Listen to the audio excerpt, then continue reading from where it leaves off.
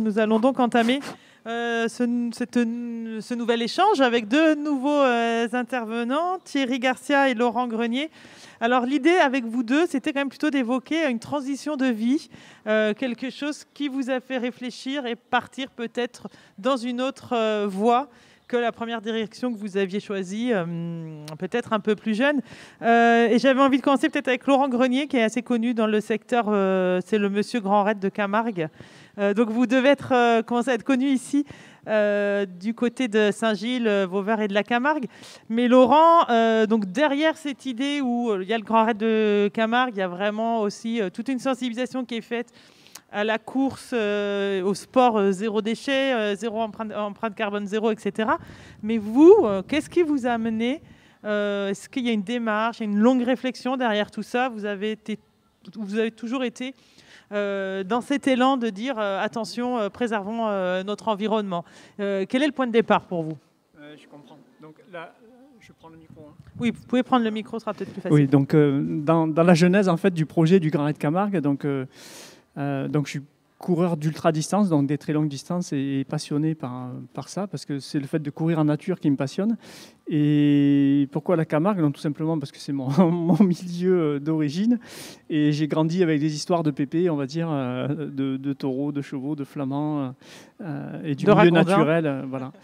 Et finalement, dans le cadre du métier que j'exerçais auparavant, j'ai dû me rapprocher d'agriculteurs, de déceler un petit peu leurs problématiques métiers.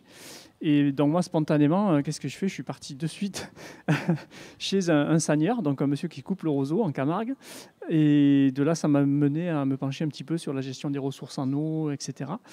Et donc c'est comme ça, à travers l'eau encore. Thierry est un spécialiste de l'eau. Oui, on en parlera tout à l'heure. Et du coup, quand j'étais au milieu des marées, en fait, en train de couper les roseaux avec lui, j'ai dit, j'avais ce rêve personnel de traverser la Camargue en courant. Et là, je me suis dit, vraiment, il faut que tu le fasses. C'est tellement beau. Et j'avais envie vraiment, du coup, de partager ce que moi, je vis dans des longues distances, mais en plus de partager cet amour de cette terre qui est si particulière. Et voilà. Et donc, du coup, de tout cela est né le Grand Raid Camargue. Et quand on l'a monté, on a commencé à chercher des partenaires qui partageaient un peu le même esprit environnemental que nous. Oui, parce que derrière la course et derrière cette envie de laisser la Camargue au plus grand nombre, d'aller courir dans la Camargue, il y avait cette notion de préserver l'environnement, la biodiversité. Voilà, tout à fait. Il y avait l'aspect découverte.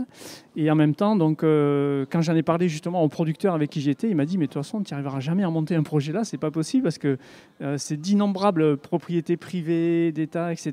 Et avec lesquelles tu vas devoir travailler de longue haleine. Et finalement, il ne m'a pas fallu plus. Je me suis lancé dans le projet. Et tous les interlocuteurs que j'ai rencontrés, j'étais surpris de leurs réponses. Ils m'ont dit, si, nous, on est favorable à construire quelque chose avec vous. Mais c'est vrai qu'il va falloir passer par un certain nombre d'étapes, on va dire, où on monte des dossiers environnementaux, chercher à s'approprier le milieu naturel, commencer à voir comment il réagit pour pouvoir être témoin de ça auprès des personnes on accueille dans la manifestation. Alors, le Grand Raid de Camargue, aujourd'hui, c'est combien de participants? J'imagine qu'il n'a pas eu lieu l'an dernier, peut-être, avec la pandémie? Tout à fait. Mais c'est 1000 participants à peu près. Et donc l'an dernier, on n'a pas pu, mais cette année, on remet l'action en route. Alors, vous m'expliquiez tout à l'heure, là, avant de monter sur scène, vous, à l'origine, vous êtes comptable, c'est ça? J'ai complètement changé de voie, métier. Et justement, j'étais comptable à la base. Et le fait d'aimer, on va dire, courir, m'a conduit finalement à en faire mon métier. Mais après, au-delà du fait de courir, c'est vrai que je me suis posé pas mal de questions en tant que coureur, parce que beaucoup de coureurs ont des problématiques particulières aussi à résoudre. Et il y a une équation qui est importante, qui est celle de la nutrition, de l'hydratation. Et moi, j'étais obligé de me pencher dessus pour mon bien personnel. Et ça m'a mené très loin après, puisque maintenant, j'interviens sur de la prépa physique, mentale, nutritionnelle pour des sportifs et des non-sportifs aussi. Parce que c'est un sujet qui m'a touché, qui m'a impacté personnellement. Et du coup, ça fait partie de mon cadre d'activité aujourd'hui. Alors en plus, avec le Covid, on a l'impression qu'il y a quand même pas mal de gens qui se sont remis à courir. Ça avait été pas mal évoqué dans les médias. Et là, est-ce qu'il y a un travail de sensibilisation à faire? Justement, oui, on peut faire du sport, oui, on peut aller, et au contraire, dans la nature, s'éloigner des villes pour faire notre sport. Mais comment être certain qu'on ne va pas abîmer notre nature et qu'on va la préserver? Alors, le sport en nature se développe beaucoup. Il y a beaucoup de disciplines en nature, hein, dans le VTT, VTT électrique en ce moment. et VTT électrique, c'est très bien. Hein. Avec une assistance, ça permet à des gens qui, justement, n'avaient plus la possibilité de partir un petit peu à l'aventure, du coup, de oser. Et ça les mène, justement, à une pratique concrète. Et le coureur, on va dire, qu'on appelle chez nous donc trailer, donc ce sont des gens qui sont proches de la nature, qui ont vraiment cet amour de la nature, qui font tout pour la préserver. Voilà, il y a toujours des dérives, hein, voilà, mais ça fait partie, on va dire, de l'ADN d'un coureur nature. Il n'y a pas un très gros travail de sensibilisation, c'est déjà la conscience écologique du coureur existe déjà. Oui, c'est déjà quelque chose qu'on partage, donc c'est plus facile d'accueillir un public comme celui-là. Mais il y a toujours un travail de sensibilisation à faire, hein, parce que, comme vous l'avez dit justement, il y a de plus en plus de personnes qui viennent vers cette pratique-là. Et il y a des gens, malgré tout, auprès de qui on doit faire quand même un travail de sensibilisation. Et Laurent, qu'est-ce que vous avez retenu, vous, de ce changement de vie? C'est pas facile, hein, de quitter un métier, peut-être de quitter un confort pour se marier avec une voie qu'on aime de passion, mais de là en faire un métier, il faut aussi peut-être avant gagner sa vie, faire vivre un foyer, etc. Qu'est-ce que c'était il y a combien de temps? Puis qu'est-ce que vous retenez de cette expérience très personnelle? Merci. On est vous avez mis le doigt sur un gros bouton. C'est la passion qui a guidé au départ. Après, donc c'est vrai que faire vivre sa famille avec un nouvel, on va dire, ordre économique à la maison. Donc il a fallu repenser toutes les activités. J'ai créé ma société en fait en 2018, en novembre. Et de là, j'ai commencé à créer mes outils, à me former sur tous les domaines que je souhaitais. J'avais déjà commencé plus ou moins un petit peu auparavant, mais là, je l'ai vraiment matérialisé. Et après, un de mes plus grands clients, ça a été Monsieur Covid qui est arrivé. Donc le passage est quand même très difficile, mais ça m'a poussé encore à me réinventer, à aller un petit peu plus loin. Et là, je suis en train d'inventer justement un nouveau concept de course, parce que j'interviens en fait sur le sport, donc l'organisation. J'interviens après sur la santé personnelle. Donc sur la prépa physique, mentale et nutritionnelle. Et je me suis dit que, en tant qu'organisateur aujourd'hui, je n'avais pas le droit d'organiser des événements en cette période. Et je me suis dit, comment de tout temps et tout lieu pouvoir continuer malgré tout à organiser quelque chose. Finalement, je me dis, je peux me mettre peut-être au service de tout individu. Si demain vous voulez faire un grand tracé sur un GR en France, vous avez la possibilité de le faire. Mais moi, en tant qu'organisateur, je n'ai pas la possibilité de l'organiser.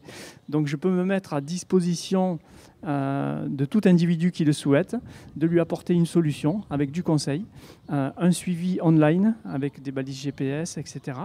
Et faire une sensibilisation et donc permettre à la personne d'être suivie en tout temps, tout lieu, et d'ouvrir ce suivi aux familles, à l'entreprise qui souhaitent, etc.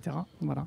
Alors pour vous trouver, on tape Laurent Grenier sur Internet et c'est magique, on tombe sur un lien, un site Internet? En fait, la société s'appelle Forsim, fort comme formation, parce que ça m'intéresse aussi, et Sim comme les cimes des montagnes, voilà.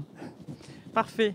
Alors ça, vous êtes un exemple de résilience, comme on en parlait tout à l'heure avec Thierry Garcia, qui en est un autre exemple de résilience. Alors vous, c'est un autre domaine. On est dans des startups. Vous nous avez expliqué avoir créé 2 startups avant de créer la 3e dont vous allez nous parler. Oui. Et celle-ci semble tenir dans le temps.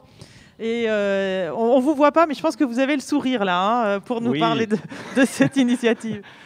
Je crois que voilà, on peut dire que je suis multirécidiviste en matière de création d'entreprise. Vous savez, on ne vient pas à la création d'entreprise comme ça, par hasard. On n'a pas, je dirais, le virus à la base. On peut en parler parce que c'est un peu la crise sanitaire en ce moment. Hein. On n'a pas le chromosome de la création d'entreprise.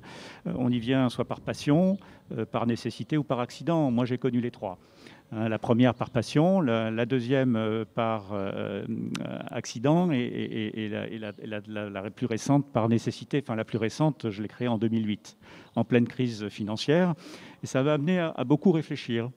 À l'époque, j'avais mes 3 filles avec 15, 12 et 8 ans et je me suis vraiment posé en me demandant qu'est-ce que j'allais faire pour elles demain. Donc, je n'ai pas vraiment changé de métier en tant qu'ingénieur et scientifique. J'ai plutôt essayé de comprendre mes échecs passés. 2 startups qui n'ont pas passé le cap des 3 ans pour me dire qu'est-ce que je voulais pour demain. Alors, vous aviez déjà créé 2 startups qui n'avaient pas dépassé la barre symbolique des 3 ans, hein, c'est ça? Voilà, donc c'est des choses qui arrivent assez fréquemment sur des modèles et des approches classiques. La première, essoufflement de ses fonds propres parce qu'on n'arrive pas à découvrir son marché suffisamment tôt. Ça, c'est presque la voie la plus classique Voilà. de l'effondrement d'une startup. En restant indépendant. Et puis la deuxième, ça a été le même acharnement que la première, une difficulté à trouver son marché dans des temps courts, et puis l'entrée d'un investisseur qui prend la décision brutale et unilatérale de mettre tout le monde dehors.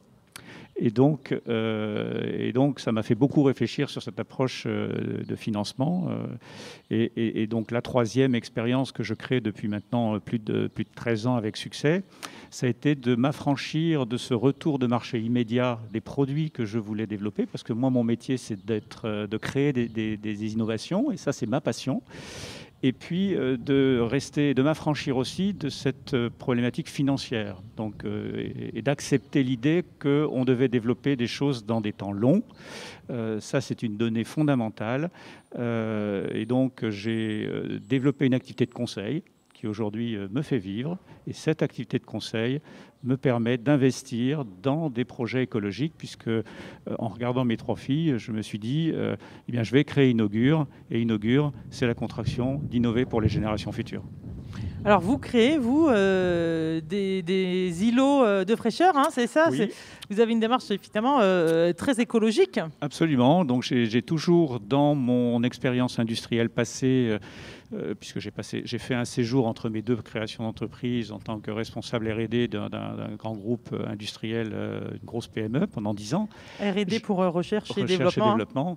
Moi, j'y rajoute le mot innovation, recherche, innovation, développement. Et je m'intéresse beaucoup au couple recherche-innovation, qui est ma spécialité. Et donc, on devait promouvoir, je devais promouvoir un certain nombre de projets. J'ai toujours accompagné ma réflexion d'une réflexion écologique, même à contre-courant dans les entreprises dans lesquelles j'ai travaillé. Ce n'était pas évident de porter un message écologique dès les années 90. Et puis, moi, la thématique que j'ai choisie dans ma création d'entreprise, ça a été l'écotourisme en milieu aquatique. Voilà. Et j'ai mis l'eau au cœur de ma thématique et j'ai commencé par traiter des problématiques de l'eau. Comment ne pas polluer son environnement lorsqu'on fait un habitat au bord de l'eau, puisque c'est une réflexion d'hébergement en milieu aquatique. Comment ne pas préserver cette ressource qui est extrêmement fragile et sensible. Donc, comment traiter les eaux usées de cet habitat, premièrement, et puis ensuite de me rendre compte que les étangs ou les plans d'eau en règle générale étaient dans un très mauvais état écologique, et donc d'avoir réfléchi à une solution pour améliorer la qualité des eaux stagnantes. Voilà. Et donc cette idée de faire un habitat au bord de l'eau, je n'ai pas pu la développer tout de suite. Je suis parti d'un produit très ludique qui était une terrasse flottante avec un plancher de verre, donc comme une fenêtre sur l'eau. Seulement, très vite, je me suis rendu compte que ça ne sert à rien de faire une fenêtre sur l'eau si c'est pour voir une eau qui n'est pas très belle. Pas très belle.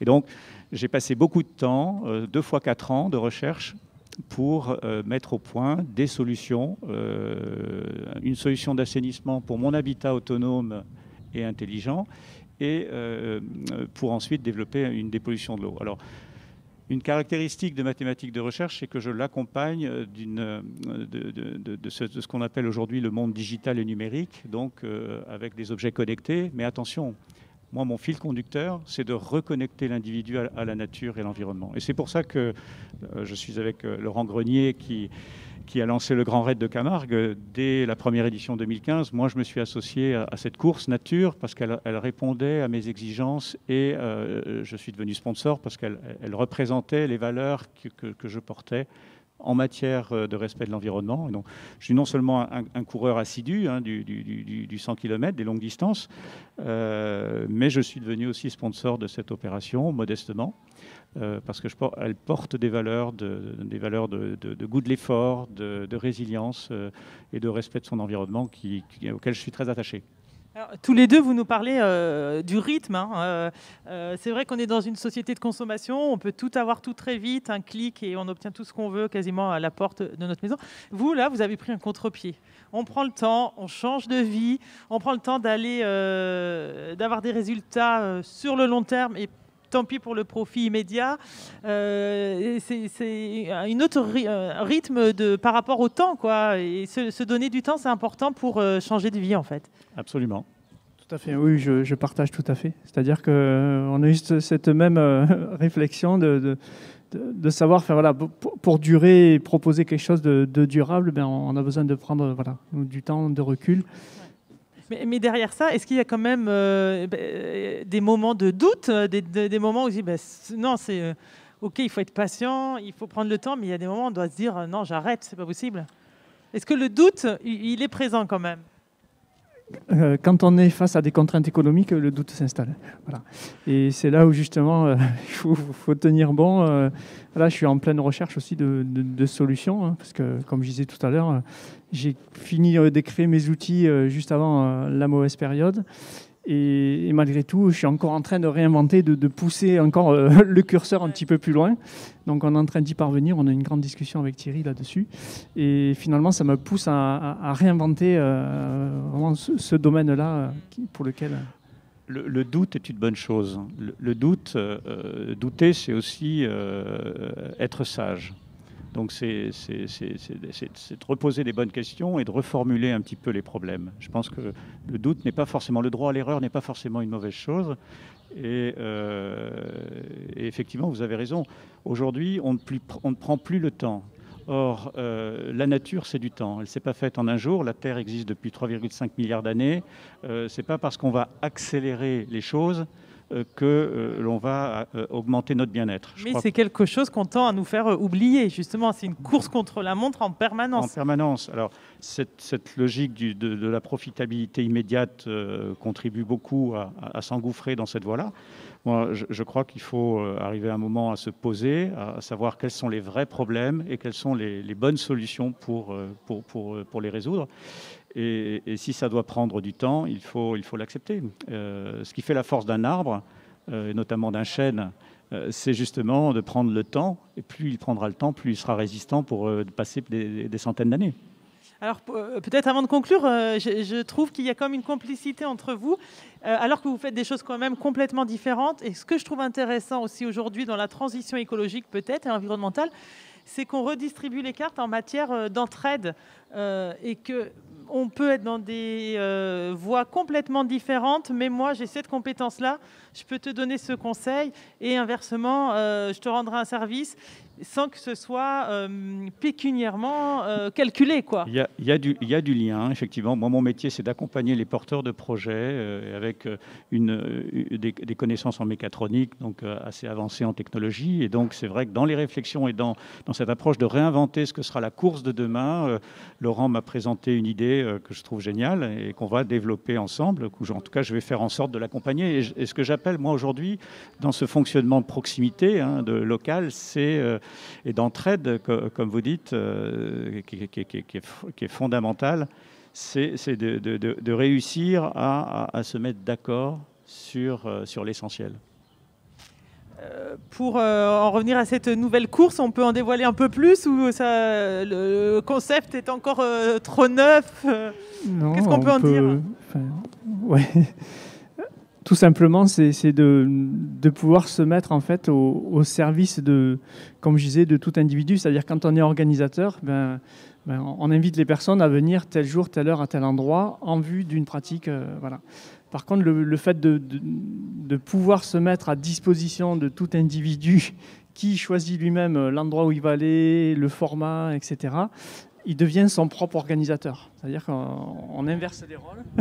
Et en inversant les rôles, donc c'est se mettre au service des personnes en leur apportant des solutions donc concrètes de possibilités en termes de territoire, de commodité aussi, avec des gîtes, avec des points d'eau, parce que c'est important. Et également du conseil, parce que beaucoup de gens maintenant viennent sur des sports et on voit beaucoup de blessés, on voit pas mal de choses aussi.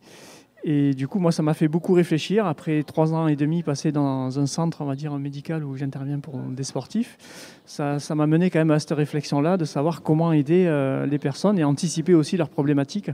Donc, j'interviens dans des clubs sur demande des fois.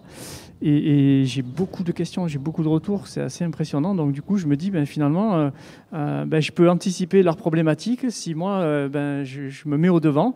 Et donc, comment me mettre au devant? C'est de proposer un nouvel axe métier là-dedans. Voilà. Donc on est en train de le finaliser. de le finaliser, voilà.